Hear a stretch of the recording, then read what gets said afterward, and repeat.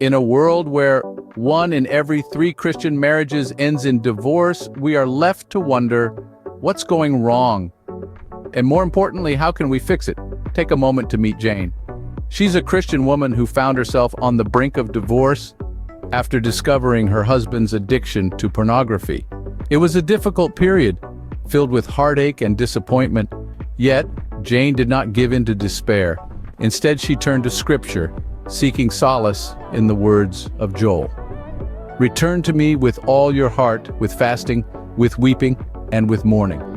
Jane sought counsel, and with time, patience, and prayer, she and her husband worked through their issues, reaffirming their commitment to each other and their faith. Then there's John, a man who felt he'd married the wrong person.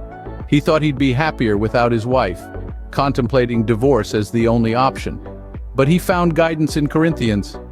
Each person should live as a believer in whatever situation the Lord has assigned to them. John realized that happiness isn't about finding the perfect person, but rather choosing to love the person you're with. Stories like Jane's and John's remind us that marriage, as with all things in life, comes with its challenges. It's not always easy, but it's worth it. They exemplify the key points we've discussed: the importance of commitment, the power of prayer, and the necessity of seeking counsel. Remember, marriage is a covenant, a promise made before God. It's not simply about happiness.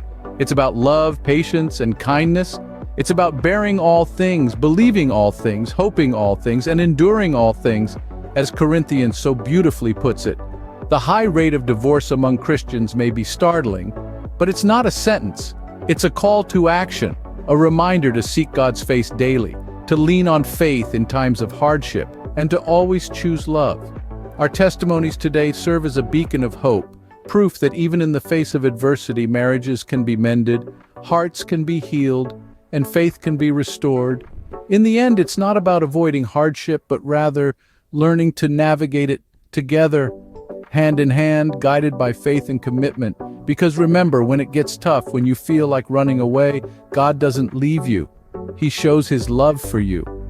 And in the same way, you should not leave your spouse. Instead, show them your love again and again, because at the end of the day, we are a reflection of God's love, and He can fix any relationship. All you have to do is seek Him in your time of need,